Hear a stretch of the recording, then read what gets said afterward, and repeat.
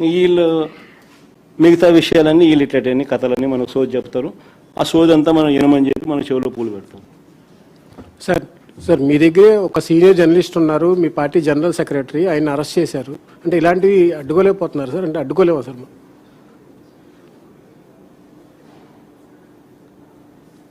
అడ్డుకోవాలి హరీష్. ఒకటి ఏంటంటే ప్రజాస్వామ్యంలో అల్టిమేట్గా నువ్వు ఏదైతే ఇత్తుతావో అదే పండుతుంది. వీళ్ళు చేసేటివన్నీ ఏదైతే చేస్తూ ఉన్నారు రేపు పొద్దున ఇవన్నీ వాళ్ళు చుట్టుకుంటాయి. నేను ఇన్ఫ్యాక్ట్ ఇది సందర్భంగా నువ్వు ఎలాగో ఈ టాపిక్ ఎత్తినావు కాబట్టి నేను చెప్తా ఉన్నా, ఈ రాష్ట్రంలో ఉన్న ప్రతి పోలీస్ సోదరుడికి కూడా నేను రిక్వెస్ట్ చేస్తూ ఉన్నా, చంద్రబాబు నాయుడు గారి ప్రలోభాలతోనూ భయంతోనూ చంద్రబాబు నాయుడు గారు చెప్పినట్టు చేయకండి.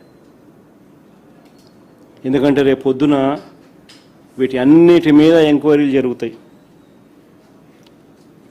ఎవరెవరు తప్పులు చేసినారు ఆ తప్పులన్నిటి మీద ఎంక్వైరీ జరుగుతుంది.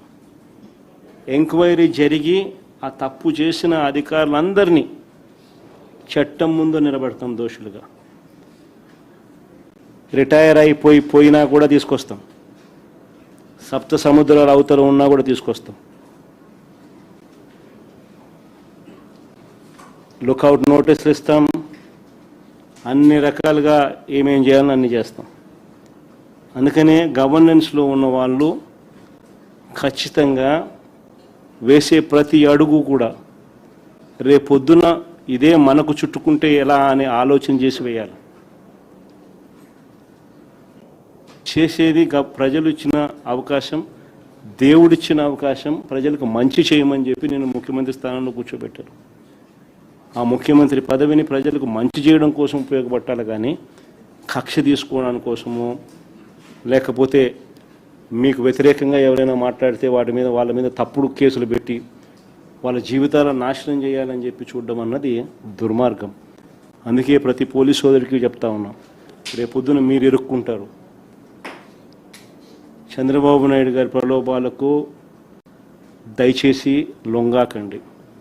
ఈ పొద్దున మీరు ఇబ్బంది పడతారు. సార్, జనసేన అధినేత ఈ మధ్యన హోంమంత్రి అమిత్ షా వద్దకు వెళ్ళారని, ఏదో వైఎస్ జగన్ గారి మీద ఇబ్బంది పెట్టాలని చెప్పిన సందర్భం ఒకటి ప్రొఫెసర్ నాగేశ్వరరావు మొన్న మధ్యన చెప్పారు.